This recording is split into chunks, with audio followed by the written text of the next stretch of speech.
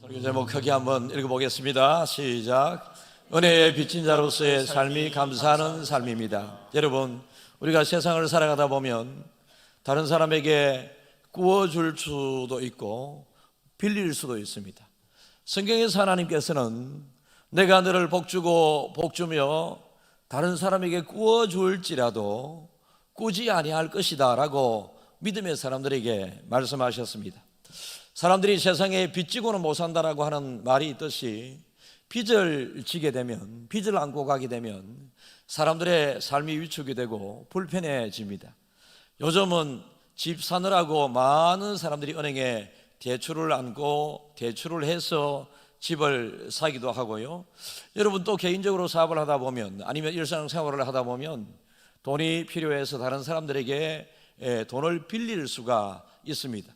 다른 사람들에게 돈을 빌리면서 언제까지 갚을게 라고 이야기를 합니다마는, 언제까지 갚기로 약속된 그 날짜는 점점 다가오지만 자기의 형편이 빚을 빨리 갚을 수가 없는 상황이 되게 되면 돈을 나에게 빌려주었던 그 사람들과 만남을 하게 되면 좀 불편하고 그렇습니다. 우리나라는 IMF를 겪은 나라이기 때문에 여러분, 얼마나 그 세계적으로 외롭고 고립된 그 시절에 우리나라는 힘든 세월을 살았던 것을 우리는 알게 됩니다. 빚이 많으면 많을수록 사람들은 삶이 어려워지고 불편해지고 여러 가지가 자유가 없고 무겁습니다. 눌려 지내게 됩니다. 여러분, 그래서 가능하면 우리는 일상생활에서도 빚을 안 지고 살아가기 위하여 애를 많이 씁니다. 이렇게 빚은 우리에게 돈이라고 하는 것을 빌려섬에도 불구하고 돈이 아닌 다른 부담을 우리에게 주기도 합니다. 비단 돈의 빚뿐만 아니라 우리는 사랑의 빚도 지고 갈 때가 많이 있습니다. 어떤 사람의 도움을 많이 받고 특별히 부모님들의 도움을 많이 받으면서 보살핌 가운데 우리는 오늘이 있게 되었습니다. 부모님의 그 베푸신 은혜와 사랑을 생각을 해보면 부모님께 내가 어떻게 효를 하면서 그 은혜에 보답해야 할 것인가 라고 생각을 하면서, 다시 말해서 나는 부모님의 은혜와 사랑에 빚진 자다라고 하는 이런 마음으로 생각을 하면서 살아가면 결코 불효자가 될 수 없고, 특별히 하나님께서 우리를 향하여 베푸신 그 은혜가 어떤 은혜인가를 생각을 해보면 독생자 예수를 죽기까지 하면서 우리를 구원해 주신 그 크신, 말로 헤아릴 수도 없는 그 하나님의 은혜, 그 크신 하나님의 사랑 다 기록할 수 없고 하늘을 두루마리로 삼아도 다 쓸 수 없는 그 하나님의 사랑에 내가 어떻게 하면 그 은혜의 사랑에 보답할 것인가 라고 하는 이 빚진 자의 마음으로 믿음 생활을 하면 우리는 하나님께서 말씀하신 것처럼 좌로나 우로나 치우치지 아니하고 하나님이 원하시는 바른 믿음의 길을 걸어갈 수가 있다라는 것입니다. 오늘 12절을 우리 한번 읽어보겠는데요. 12절. 그러므로 형제들아, 우리가 빚진 자로 돼 육신에게 져서 육신대로 살 것이 아니니라. 여러분, 우리는 하나님 앞에 이 믿는 자들에게 주신 하나님의 말씀이거든요. 이 사도 바울을 통하여 믿는 자들에게 주신 하나님의 말씀. 사도 바울은 어떤 사람이었는지 우리는 알 수 있습니다. 사울로서 그가 예수님을 믿기 전에 언제나 예수 믿는 사람을 핍박하고 잡아 죽이는데 앞장섰던, 예수님을 도무지 믿지 않았던 사람이었음에도 불구하고 하나님의 부인할 수 없고 저항할 수 없는 강권적인 은혜를 통하여 길 위를 걸어가게 될 때에 그 일행 아무도 하나님의 음성을 들을 수 없었습니다마는 이 사울은 하나님의 부르신 음성을 들을 수 있었습니다. 그래서 하나님의 음성을 듣고 그가 며칠 동안의 회개의 시간을 가지면서 특별한 하나님의 은혜를 경험한 이후에 그가 예수님을 구주로 영접하게 되죠.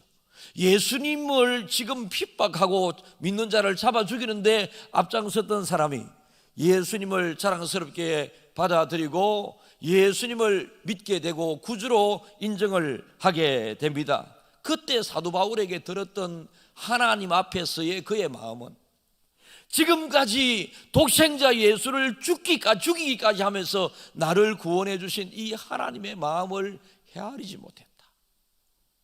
나 같은 죄인 중에 괴수고 배설물로 생각할 수밖에 없는 나 자신, 이 부족한 사람, 죄악 속에 빠져있는 이 사람을 위해서 하나님이 직접 이 땅에 오셔서 십자가를 지심으로 죽기까지 한 그 하나님의 은혜와 사랑을 생각해 보니 그가 이 은혜와 사랑을 어찌하면 보답할꼬 라고 하는, 어찌하면 갚을꼬 라고 하는 이런 빚진 자의 마음이 그에게 들기 시작했습니다. 그래서 그가 하나님 앞에 하나님을 믿는 사람들을 향하여 그가 글을 적으면서 이 하나님의 말씀을 기록하면서 그가 하나님의 받은 은혜와 그 사랑을 생각하면서 나는 빚진 자다, 빚진 자다, 우리 모두는 하나님 앞에 빚진 자다라고 하는 이런 말씀을 우리에게 주고 계십니다. 여러분, 빚진 자는 아까 말씀드린 것처럼 어떻게 하면 빚을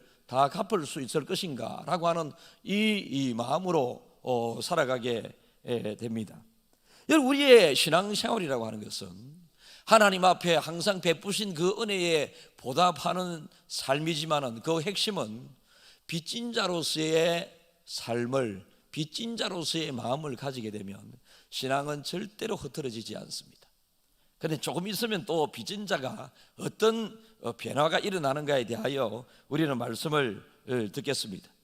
어찌됐든지 간에 우리는 하나님을 믿으면서 하나님 앞에 빚진 자로서 내가 어떻게 이 빚을 갚으며 살아갈 수 있을 것인가. 육신의 예수님을 믿지 아니하는 사람들은 스스로를 향하여 빚진 자다라고 하는 이런 생각을 절대 가질 수 없습니다.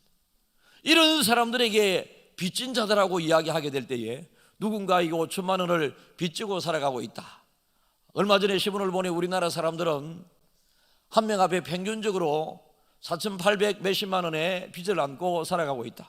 대부분이 집을 사느라고 대출을 많이 끼고 받고 사기 때문에 빚을 많이 지고 있다라고 하는 이런 글을 읽은 적이 있습니다. 여러분, 빚진 삶을 살게 되면 말씀드린 것처럼 어렵습니다.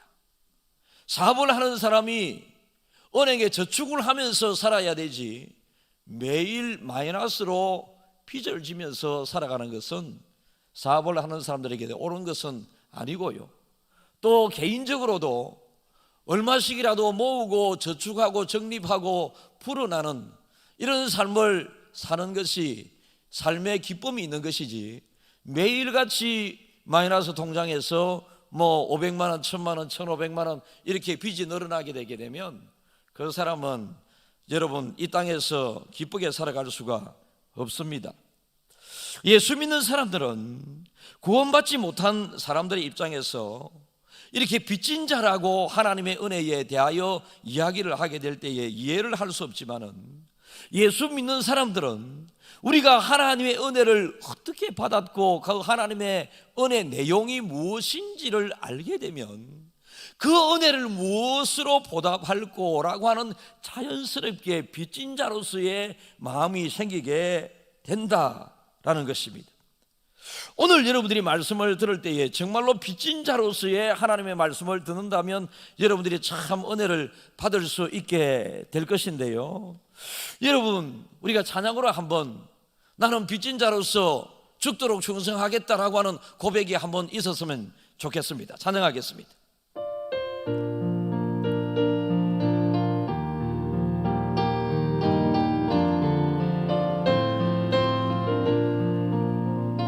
나는 빚진 자, 나는 빚진 자, 예수님께 빚진 자. 나의 죄 짐을 대신 지시고 십자가에 달리셨네. 오 하나님, 오 하나님, 나의 아버지, 이 죄인을 받으소서. 구주 예수님, 주의 성령님, 갚을 길 없는 은혜, 이 생명 바쳐 이 몸을 바쳐 죽도록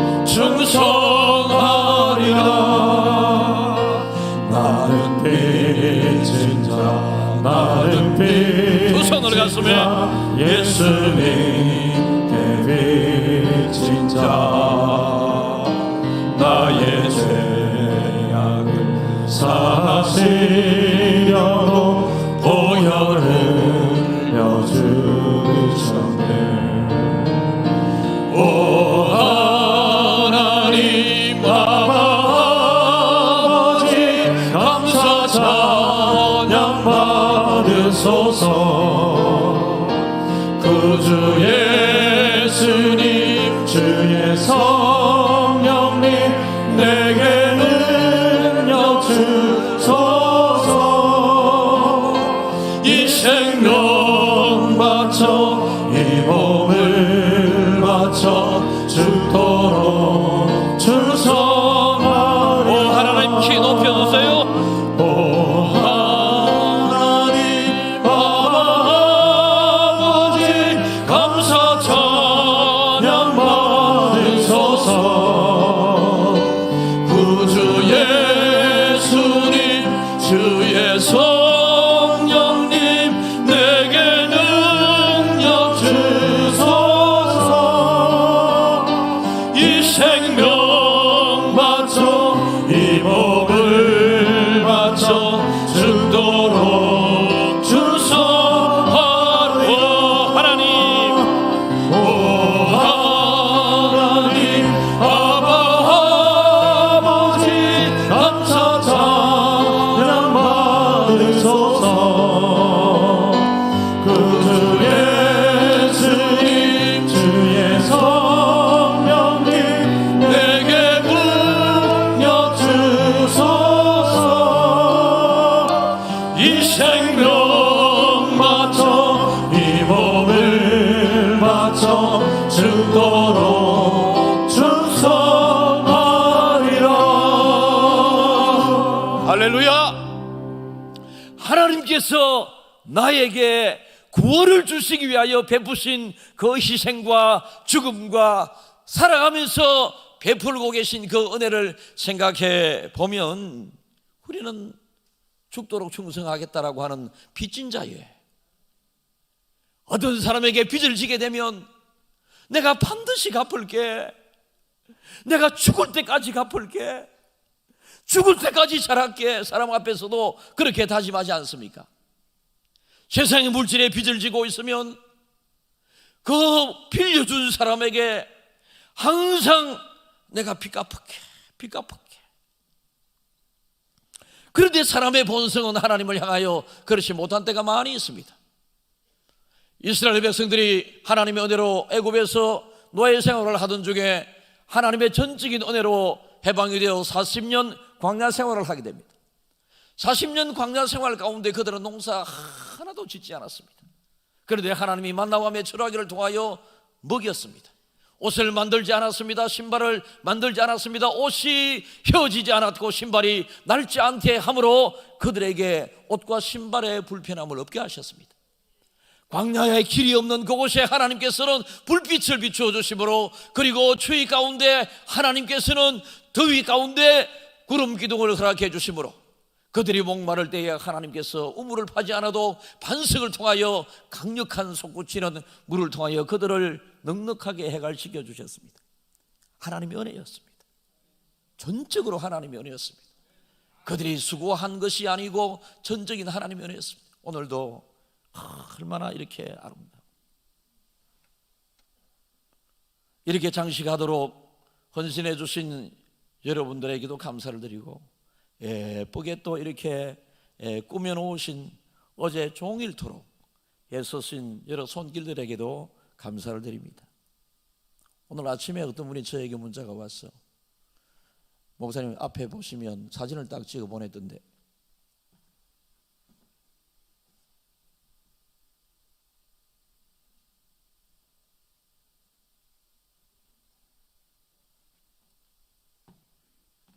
제가 나중에 확인을 하겠습니다. 사진을 찍어 보냈는데, 목사님 오늘 너무 예배가 은혜스럽고 좋았어. 근데 평소에 자기가 저의 사진을 여러 사진을 찍어 두었대요. 이 사진 찍은 것을 어떻게 넣어가지고 목사님이 책상 위에 얹어두고 그래 보시면 힘이 날 것 같아서 갖다 놨다고 그러는데 제가 아직 확인은 못했습니다. 사람에게도 하나님에게도요. 우리는 그 받은 은혜, 이 농사를 지어서 쌀을 40부대나 하나님에게 이렇게 추수감사주일에 감사 헌물을 예물을 드리신 분, 제가 얼마나 부자인지는 잘 모르겠습니다. 그러나 여러분, 제가 우리 부목사님에게 알아보았더니 한 개 30kg 정도 되고 가격으로 치면 한 부대에 한 7만 원 정도 된다라고 하는 이야기를 들었습니다. 40부대면 여러분들이 계산이 쉽게 나올 겁니다. 저는 이분의 헌신을 계산적으로 따지지 않으려고 합니다. 여러분, 농사를 지으면서 하나님께서 수확을 거두어 주시는데 40부대나, 이 40부대는 나중에 어디로 가겠습니까? 동사무소하고 연결을 해서 동사무소 산하에 있는 우리 가난하고 힘든 지역 주민들을 위해서 나누어 주려고 그러고, 이 과일들은 우리 교회 성도들 가운데 장기 입원 중인 성도들에게 병원에 이렇게 아름다운 과일 바구니를 만들어서 다 이렇게 나누어 드리려고 합니다. 여러분, 이렇게 하나님 앞에 자기의 수확한 귀한 것을, 모든 것이 하나님의 은혜인 줄 알고 은혜의 빚진 자로서 은혜에 보답하는 이렇게 보이는 헌신을 하신 분, 이 자리에 다수의 성도님들은 보이지 않는 하나님의 은혜에 헌신하는, 또 나중에 헌금 내지는 또 다른 감사의 마음을 드리지 않겠습니까? 그런데 사람의 본성은, 아까 광야 생활 가운데 이스라엘 백성이 모든 것이 하나님의 은혜로, 하나님의 감사로 영광을 돌려야 했지만은, 은혜의 빚진 자의 삶으로서 항상 말씀에 순종해야만 했지만은, 그 큰 은혜 사이사이에 찾아오는 작은 불편함과 작은 불만들 앞에 애굽으로 돌아가려고 하는, 예측에 은혜 받지 못했던 노예의 삶은, 다시 말해서 예수 믿고 난 다음에 조그마한 어려움이 있다면 예수 믿기 전에 본래의 모습으로 돌아가고자 자꾸만 하는 은혜의 빚진 자로서의 삶이 아니라, 항상 그의 마음에는 불만이 많이 있는, 세상으로 돌아가려고 하는 이런 마음이 있습니다. 여러분, 하나님이 약속하신 지금 광야에서 베푸는 이 은혜는 작은 은혜에 불과하고, 지금 가나안이라고 하는 큰 은혜가 놓여 있지 않습니까? 그러니까 광야 생활에 이 작은 은혜를 어떻게 빚진 자로서 은혜를 내가 무엇으로 보답할고, 이런 생각을 가진 사람은 가나안에 들어갈 수 있었고, 그렇지 못한 절대 다수의 대부분의 사람들은 광야에서 죽어버리고 말았습니다. 우리 예수 믿는 사람들은 육신적인 본성에서 찾아오게 되는 자꾸만 옛적으로 돌아가려고 하는, 그리고 빚진 자의 모습이 아니라 하나님의 은혜는 당연한 것으로 생각하는 이것을 빨리 이겨야 합니다. 은혜는 은혜입니다. 그래서 은혜에 보답하는 빚진 자로서의 삶은 항상 하나님을 많이 생각하면서 죄와 싸워 이기기 위하여 노력을 해야 되고, 육신의 소욕과 싸워 이기기 위하여 노력을 많이 해야 되고, 제일 좋은 일, 제일 좋은 것이 있으면 하나님을 먼저 생각해야 되고, 제일 힘든 일, 아픈 일이 있어도 하나님을 먼저 생각하는, 이런 사람이 하나님을 많이 사랑하는 사람이다. 자신을 가다듬어 보면서 중간 점검을 하겠습니다. 하나님의 은혜로서 죄에서 해방되었고 하나님의 자녀 되었음에도 불구하고, 죄의 종로로 타던 옛날의 삶, 시기, 질투, 분쟁, 불만, 불평, 원망, 이런 것이 아직도 여러분을 끌고 가고 있지는 않은지요? 하나님 앞에 나는 빚진 자다라고 하는 이런 마음이 여러분을 끌고 가야 되는데, 나는 하나님 앞에 빚진 자 의식을 갖지 못하고 세상 육신의 소욕이 아직도 여러분을 지배하고 다스리고 있는지는 아닌가요? 믿음에 깊이 우리는 감사하면서 고마운 마음을 가지면서, 그럼에도 불구하고 불쑥불쑥 불평의 마음들이 들지는 않는지요? 받은 은혜는 이렇게 많은데 이것 중에 또 한두 가지 없다고 해서 없는 것 때문에 불만하고 하는 사람들은 없으신지요? 여러분, 광야의 고백은 가나안을 열게 됩니다. 그러나 광야의 불평은 가나안의 문을 닫아버리고 맙니다. 오늘 추수감사주일입니다. 하나님 앞에 받은 은혜가 얼마나 광야 같은 세상을 살아가면서도 많이 있습니까? 이 자리에 앉아있는 자체가 하나님의 은혜이고요, 오늘 추수감사주일을 맞이한 것이 하나님의 은혜이고요. 여러분, 지금 예배 드리면서 어떤 학생이 아멘이라고 하는 소리를 크게 하고 있잖아요. 우리 교회 다닌 지 2년 전밖에 되지 않았습니다. 이 학생이 하나님의 은혜를 알고 하나님을 너무 사랑하고 예수님을 너무 사랑해요. 이 아이가 매일 새벽 기도를 오는데요, 집은 저 인제대 쪽입니다. 돈은 없으니까 택시 타고 올 수는 없고 아빠 엄마가 예수 안 믿으니까 어떻게 하면 새벽 기도 내가 매일 갈 수 있을까? 저 인제대 쪽에서 김해시청까지 하루에 40분을 새벽에 학교 갈 만반의 준비를 다 하고 4시쯤에 일어나가지고 만반의 준비를 다 하고 시청학까지 달려오는 거예요. 시청학까지 달려와서 이제 여기서부터는 내가 택시 타고 가야지. 그래서 택시 타고 오는 거예요. 택시 타고 와서 새벽기도 제일 마지막까지 새벽기도 자리를 기도하면서 여기서 막바로 학교에 가는 거예요. 틈만 나면 교회 옵니다. 여러분, 금요 철야 예배 때 기도할 때 제일 뜨겁게, 금요 성령 집회 때 한 번도 안 빠집니다. 교회 고등학생들이 모이는 토요 기도회 때 한 번도 안 빠집니다. 여러분, 교회 다닌 지 얼마 되지 않았습니다.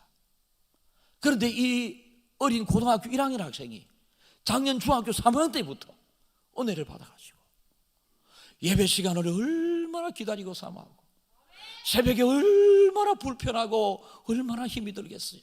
근데 새벽기도 안 빠지고 금요일 밤 되면 집에 가서 일찍 잠자고 싶고 그런 생각도 안 있겠습니까? 금요일 날 밤마다 와서 제일 늦게까지 또 기도하고는 항상 와서 목사님 감사합니다, 은혜 너무 받았어요. 은혜는 제가 주는 게 아니잖아요. 하나님으로부터 은혜를 너무 많이 받았다. 너무 많이 받았다. 여러분, 그런데 어떤 분들이 아멘 소리 조금 작게 했으면 좋겠다라고 하는 이야기를 하는 분들이 있는가 봐요. 그래서 고민을 저한테 정말로 진지하게 고민을 이야기합니다. 목사님, 어떤 분이 이렇게 말씀하시는 분도 있는데 제가 잘 몰라서 그러는데 목사님 어떻게 하면 좋겠습니까? 아멘 소리를 크게 하는 게 좋겠습니까? 아니면 조금 줄여서, 제 스스로가 어떤 때는 통제가 잘 안 되고 성령님께서 그렇게 하시니까 그렇게 제가 묻습니다. 마음대로 해라. 마음대로. 아멘 소리, 여러분, 교회의 문제는 아멘 소리가 없는 게 문제지 아멘 소리가 크게 나는 것은 정말로 우리 교회 자랑거리 아니겠습니까? 절대로 누군가가 아멘 하게 될 때에 여러분의 신앙생활 방법과 다르다고 해서 누군가를 질책하고 지적하고 그러지 말라고 하지 마십시오. 그게 마귀의 노릇입니다. 여러분, 사랑의 빚진 자, 은혜의 빚진 자, 우리를 위하여 구원하시고 죽기까지 하신 그 주님의 빚진 자로서의 우리가 마음을 가지고 살게 될 때에 하나님이 어떻게 하겠습니까? 하나님은 내가 너희 아버지지 않느냐, 내가 너희 아버지지 않느냐. 마가복음 14장 36절을 읽겠습니다. 이르시되 아빠 아버지여, 아버지께는 모든 것이 가능하오니 이 잔을 내게서 옮기시옵소서. 그러나 나의 원대로 마시옵고 아버지의 원대로 하옵소서 하시고. 갈라디아서 4장 5절에서 6절 읽겠습니다. 율법 아래에 있는 자들을 속량하시고 우리로 아들의 명분을 얻게 하려 하심이라. 너희가 아들이므로 하나님이 그 아들의 영을 우리 마음 가운데 보내사 아빠 아버지라 부르게 하셨느니라. 예, 우리는 빚진 자로서 그 은혜의 구원을 받은 그 은혜의 빚진 자로서 살아가고 있습니다만은 하나님께서 우리에게 말씀하시기를 너는 내 아들이지 않느냐, 너는 나를 아빠 아버지라 부르지 않느냐, 아버지와 아들 사이에 무슨 빚이 있느냐. 한 방에 하나님께서 빚진 자로 살아가는 우리들에게 가진 자의 여유를 허락하십니다. 하나님이 어떤 분이세요? 여러분, 하나님은 이 땅의 모든 것을 다 가지고 계십니다. 이 땅의 모든 것의 주인이 하나님이십니다. 모든 것의 주인이시고 모든 것을 가지고 계신 그 하나님이 내가 너의 아버지지 않느냐라고 말씀해 주실 때는 내가 가진 모든 것 또한 너의 것이다 라고 하는 것입니다. 저는 아버지의 사랑을 누구보다도 많이 받은 사람, 세상에서 저만큼 우리 아버지 어머니의 사랑을 많이 받은 사람은 없다 생각합니다. 우리 아버지는요, 제가 30살 때 뭔가 좀 잘 배우고 교회 다녔으니까 노래도 잘 불렀던 것 같아요.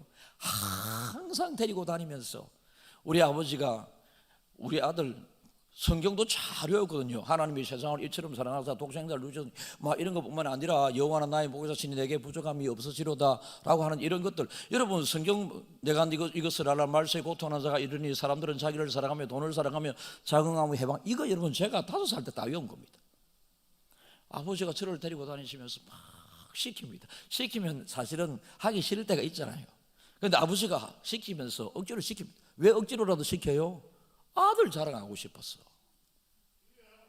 아들 자랑하고 싶었어.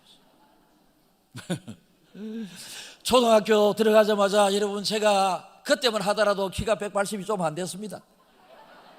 그러니까 그 자식들 중에 제일 키가 작으니까 닭을 몇 마리 키우잖아요. 다른 형제들에게는 잘 안 줬어요. 닭을 이렇게 아침에 학교 갈 때마다 탁탁 깨고 탁탁 거꾸로 깨서 쪽 빨아먹으러 가야 돼요. 그냥 날 거를 쪽 빨아먹을 때 처음에는 맛이 이상한데 맨날 빨아먹는 그 재미, 그 멋있는 거, 여러분 그 맛을 아나요 혹시? 고소하다니까. 방금 달기 알라한 그거를 아버지가 탁 이렇게 해주신다. 학교 갈 때는 항상 자전거에 태워 학교에 갔었고, 학교 마치는 시간에 아버지가 학교 앞에 기다리셨다가 자전거에 태워 오시기를 제가 고등학교 졸업 때까지 하셨습니다. 우리 아버지께서. 제가 대학에 들어가서 이제 제복을 입는 학교에 다녔잖아요. 제복을 입는 학교에 다니면 이제 외출을 해서 집에 가끔 한 달에 한 번 정도 오게 되면 우리 아버지는 일일이, 그때 다리미는요 수철 넣고 다리는 다리미지 않습니까? 뜨거운 수철. 그래서 제가 우리 아버지 저렇게 하시는 걸 보고 제가 할게요. 아버지 이제 기숙사 생활을 하니까 저도 다림질을 잘 하잖아요. 근데 아버지가 다 일일이 옷을 다리죠. 그리고 제가 신고 있는 구두를 일일이 아버지가 구두 깨끗하게 닦아 딱 줍니다. 겨울에 가게 되면 소뚜껑 안에는 뜨거운 물을 이제 데펴서 자녀들이 이 학교에 간다든지 출퇴근을 한다든지 겨울에 따뜻한 물에 세수하고 가라고 그 따뜻한 솥 위에 신발을 올려두어서 따뜻한 신발을 신고 가게 하십니다. 여러분, 결혼을 하고 난 다음에도 우리 아버지 어머니의 저를 향하는 그 마음은 항상 모든 것을 주면서도 아깝게 여기지 아니하는 그런 사랑이었습니다. 그러니까 아버지에게 저는 빚진 것이 너무나도 많죠. 제가 아버지에게 해드린 것이 별로 없고 아버지로부터 수십 년 동안 받은 것이 너무나도 많이 있지 않습니까? 그런데 우리 아버지는 항상 저에게 네가 나에게 빚진 것을 갚아라 소리 한 적이 없습니다. 이러한 육신의 아버지의 모습을 빗대어서 하나님께서는 너는 내 아들이지 않느냐, 너는 내 아빠라고 부르는 내 자녀지 않느냐. 그러니까 아버지와 아들 사이에 무슨 빚이 있느냐. 우리는 원래 빚진 자의 모습으로 사도 바울이 기록한 것처럼 우리가 빚진 자의 모습으로 세상을 살고 하나님을 믿으면서도 빚진 자의 모습으로 하나님을 믿으면서 살아왔지만은 하나님께서는 빚진 자라고 하는 이 마음까지 없게 해주시고 나는 이 땅의 모든 것을 다 가지고 있다. 그러니까 가진 자의 여유로운 마음을 우리에게 허락해 준, 오늘 풍성하지 않습니까? 사람이 이 열매 맺게 수고와 노력을 했겠지만 열매를 맺게 하시는 분은 하나님이십니다. 여러분, 하나님께서 이렇게 우리에게 풍성함을 허락해 주십니다. 아버지의 마음을 자식이 100% 이해할 수 없듯이 우리 예수 믿는 사람들도 하나님의 마음을 100% 이해를 잘 못합니다. 그러나 여러분이 생각나는 그것까지만 가지고도 하나님 앞에 정말로 육신의 부모를 생각할 때마다 감사가. 정말로 하나님을 생각할 때마다 오늘 감사 주일에만이라도 정말로 감사하는 마음, 하나님을 생각하는 그리스도인들의 삶의 핵심은 신실하신 이 하나님의 좋은 아버지 하나님에 대한 도리를 다하는 것. 도리를 다하는 것이 뭐겠습니까? 여러분, 하나님이 어떤 하나님이세요? 로마서 8장 26절 읽겠습니다. 이와 같이 성령도 우리의 연약함을 도우시나니 우리는 마땅히 기도할 바를 알지 못하나 오직 성령이 말할 수 없는 탄식으로 우리를 위하여 친히 간구하시니. 지금도 여러분들이 기도해야 된다고 하지만 잘할 수 없을 때 말할 수 없는 탄식으로 성령님이 우리를 위하여 기도하신다. 27절요. 마음을 살피시는 이가 성령의 생각을 아시나니 이는 성령이 하나님의 뜻대로 성도를 위하여 간구하심이니라. 성령이 하나님의 뜻대로 성도를 위하여, 여러분을 위하여. 28절요. 우리가 알거니와 하나님을 사랑하는 자 곧 그의 뜻대로 부르심을 입은 자들에게는 모든 것이 합력하여 선을 이루느니라. 29절요. 하나님이 미리 아신 자들을 또한 그 아들의 형상을 본받게 하기 위하여 미리 정하셨으니 이는 그로 많은 형제 중에서 맏아들이 되게 하려 하심이니라. 여러분, 저와 여러분 한 사람 한 사람을 하나님께서 하나님의 자녀 삼아 주셨는데 그 중에 많은 형제들이 있지 않겠습니까? 그런데 맏아들이 되게 하다. 지금은 맏아들이나 막내아들이나 법적 상속은 다 1대1입니다. 그러나 그 당시 구약시대에 맏아들의 위치는 아버지의 모든 재산은 맏아들에게 갑니다. 맏아들이 좀 정이 있으면 동생들에게 나누어 주는 것이지 모든 아버지의 것은 맏아들의 것이었습니다. 그런데 하나님께서는 그 당시 문화적인 이 배경을 우리에게 그냥 우리를 자녀 삼아 주셨고 아들 되게 하셨다라고 하는 것이 아니라 모든 하나님의 것을 상속받을 수 있는 맏아들이 되게 하셨다. 할렐루야. 여러분, 이 하나님께서 우리에게 맏아들이 되게 하셨다라고 이렇게 말씀하실 때는 하나님이 어떤 하나님인가를 하나님께서 보여주고 계시죠. 하나님이 어떤 하나님이세요? 가나안 땅을 이스라엘 백성에게 약속받게 하셨고 천국을 우리를 위하여 예비해 두셨고 아브라함을 불러서 문나라를 유산으로 주겠다. 땅 이 끝에서 저 끝까지 너의 것이 될 것이다라고. 아브라함에게 땅 이 끝에서 저 끝까지 너의 것이 되게 하겠다라고 하신 하나님의 마음은 뭡니까? 모든 것의 주인이 내다라는 것입니다.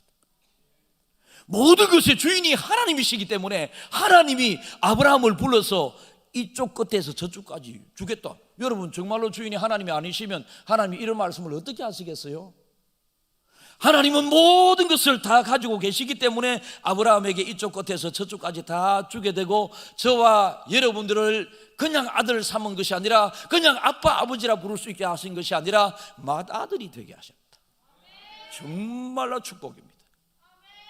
하나님의 모든 것을 그대로 상속받을 수 있는 맏아들이 되게 하셨다. 여러분, 그러면서 너희들은 처음에 예수 믿으면서 정말로 예수 그리스도의 그 구원이 어떤가를 알기 위하여 빚진 자의 마음을 가지고 믿음 생활을 하되 너가 나의 아들이고 내가 너를 맏아들로 삼아준 그 마음을 이해를 하면서 모든 것의 주인된 맏아들로서 주인의 맏아들로서 너는 가진 자의 여유로움을 가지라.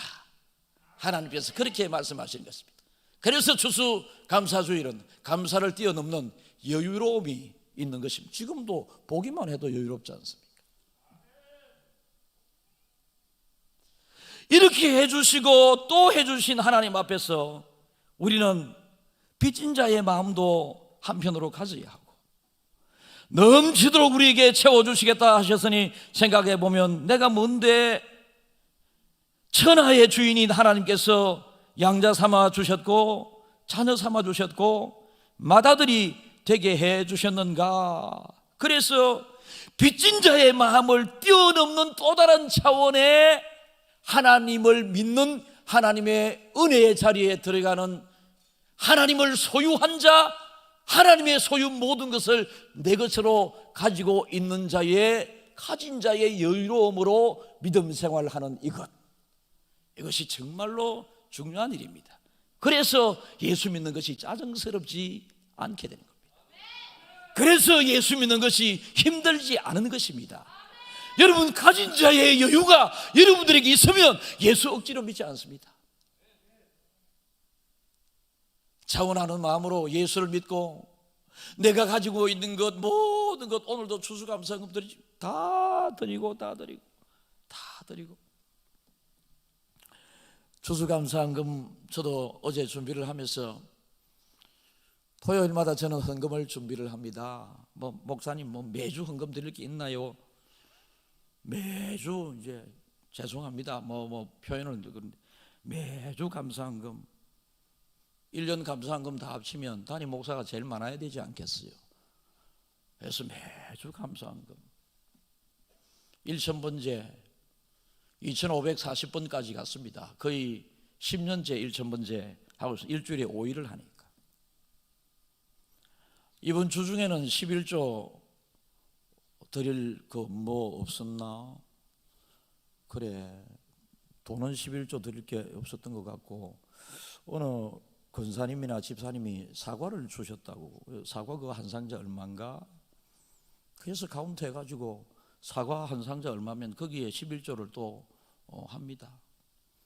추수감사 헌금을 어떻게 할 것인가 이 생각을 하면서, 그래, 목사가 성도들에게 제시한 11조 절기 헌금 기준으로 그것보다는 또 해마다 또 많아야 되지 않나 해서 해필 어제 돈이 좀 부족했어요.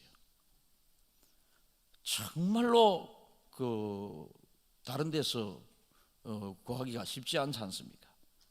어쨌든지 간에 만들었습니다. 여러분, 저는 목회하면서 참 감사하고 기분 좋을 때가 있는데요, 제가 돈이 많아서 헌금을 준비하는 것보다 정말로 토요일 날 저녁 6시 반 내지 7시 사이에 내일 드릴 헌금을 하는 그 헌금 봉투에 제가 헌금을 넣는 그 시간이 정말로 행복해요. 그래서 우리 집 사람한테는 일체 노타치. 내가 알았어. 내가 너무 좋으니까, 그 시간이 너무 좋으니까 하나님 앞에 받은 은혜를 내가 무엇으로 보답하고 헌금을 준비할 때는 이런 마음으로 헌금을 준비하고, 여러분들이 하나님을 어떻게 믿을까? 하나님이 베푸신 은혜를 내가 어떻게 믿을까? 이런 마음으로 하나님을 믿고 드릴 때뿐만 아니라, 여러분, 빚진 자의 의무와 도리가 있는데요, 빚진 자의 의무와 도리는 빚을 갚아야 되지 않겠습니까? 은혜와 사랑에 보답하고 갚아야 하는 이 믿음으로 믿음 생활하면 이것을 뛰어넘는, 하나님께서 빚을 맏아들로서 위치 조정을 해주시고 탕감시켜 주시고 하나님께서 모든 것을 가지고 계시니 이것이 네 끼다 라고 말씀하시는 가진 자의 여유로움을 우리에게 하나님이 주시는 것입니다. 이런 은혜가 2020년 추수감사 주일 예배드리는 모든 분들에게 있기를 진심으로 축복합니다.